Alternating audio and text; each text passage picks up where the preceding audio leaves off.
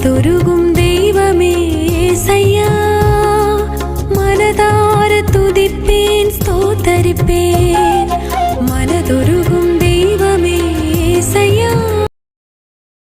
தூய ஆவியின் திரியேக ஆசீர்வாதம் உங்கள் அனைவரையும் ஆசீர்வதித்து காப்பதாக. ஆமேன்.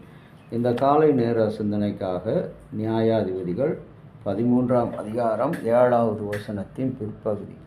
அந்த பிள்ளை பிறந்த முதல் தன் மரண நாள் வரைக்கும் கடவுளுக்கென்று நசரேயனாயிருப்பான் என்று சொன்னார். கடவுளுக்கென்று நசரேயனாக இருக்கின்ற ஒரு வாழ்க்கை, பணியிடத்தில் தாழ்மை, கடவுள் பணி செய்கின்ற ஊழியர்களிடத்தில் இன்றைக்கு நம்பகத்தன்மை மறுக்கப்படுகின்ற ஒரு நிலையை காணப்படுகிறோம். நம்பகத்தன்மை என்று சொன்னால் கடவுளுக்கென்று வாழுகின்ற நசரே. இன்றைக்கு இருக்கிற எல்லா ஊழியர்களும் நசரேய ஊழியம் என்பது பிறருக்காக பலனை எதிர்பார்க்காமல் பணி செய்கின்றோம். பிறருக்காக பலனை எதிர்பார்க்காமல் பணி செய்வது, இதுதான் நசரேய ஊழியம். அதைத்தான் ஆண்டவராகிய கடவுள் சொல்கிறார்.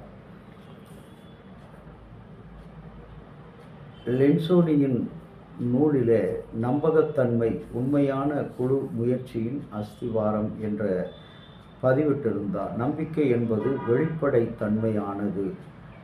ஒரு குழுவின் அங்கத்தினர்கள் ஒருவரை ஒருவர் நம்பும்போது அவர்கள் தங்கள் தோல்விகளை, பலவீனங்களையும் பயங்களையும் எந்தவித தயக்கமின்றி பகிர்ந்து கொள்கிறார்கள்.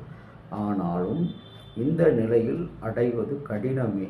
ஏனெனில் எவருமே தங்களுடைய பயங்களை வெளிச்சொல்ல தயங்குவார்கள்.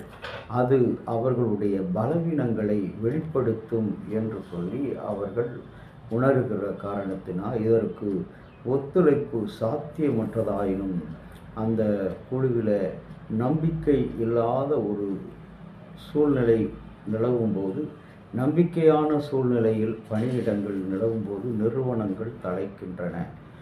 ஒருவரை ஒருவர் நம்பும்போது, இங்கே இந்த மனிதன் கடவுளுக்கென்று நசரேயன், கடவுளுக்கென்று நம்பிக்கையாக பிறந்த ஒரு மனிதன். இன்றைக்கு நம்முடைய ஒரு விசுவாசியாக இருக்கட்டும், ஒரு சாதாரண மனிதனாக இருக்கட்டும், கடவுளுக்கென்று நம்பிக்கை உள்ள ஒரு மனிதன் என்று சொல்லும் பொழுது அந்த குடும்பத்தில் எல்லா வகையிலும் அவன் சாட்சியாக இருப்பான். பிறரை மதிக்கின்ற காரியம், பிறருக்கு கீழ்ப்படுகின்ற காரியம், பிறருக்கு பணிவாய் நடக்கின்ற காரியம், பிறருக்கு உதவி செய்கின்ற காரியம், பிறருக்கு உதவுகின்ற காரியம், அனைத்திலும் அவன் பணிவாய் நடப்பான். இன்றைக்கும் கூட இந்த மனிதனைப் போல நாம் கடவுளுடைய நசரேயன் என்று கர்த்தருக்காக பணி செய்கின்ற அந்த திருப்பணியைத்தான் இங்கே கடவுளினுடைய நசரேயன் என்று சொல்கிறார்.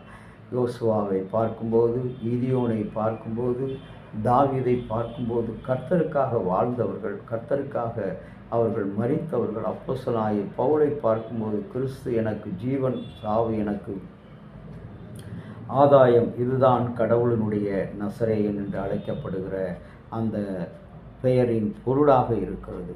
சாவு எனக்கு ஆதாயம். இன்றைக்கு யோபுனுடைய வாழ்க்கையில் எல்லாவற்றையும் இழந்த போதும் கூட கடவுளிடத்தில் நன்மையை பெற்றேன், தீமையை பெறக்கூடாதா என்று சொன்னது போல என்னுடைய அனுபவத்திலும் சரி, அநேக நேரங்களில் இந்த துன்பங்கள் வரும்போது, பிரச்சனைகள் என் வாழ்க்கை நெருக்கும்போது, குடும்பங்களிலே ஏற்படுகிற ஆண்டவரே வாய் கருத்து வேறுபாடுகள் நிமித்தமாக கடவுளே இந்த காரியம் நல்லது என்று சொல்லி நான் அங்கீகரித்து, இதில் உம்முடைய மகிமை விளங்கும், உம்முடைய மாட்சிமை வெளிப்படும் என்று சொல்லி நான் பொறுமையோடு அந்த சூழ்நிலையை ஏற்றுக்கொள்வேன். அது சற்று நேரத்தில் மாறிவிடும். ஆனாலும் பிசாசானவன் தன்னுடைய தூதன் மூலமாக எங்களிலே எழுப்புகின்ற, தூண்டிவிடப்படுகின்ற அந்த பொல்லாத அந்த சிந்தனையை நம்மிடத்திலிருந்து எடுத்து போடுவான்.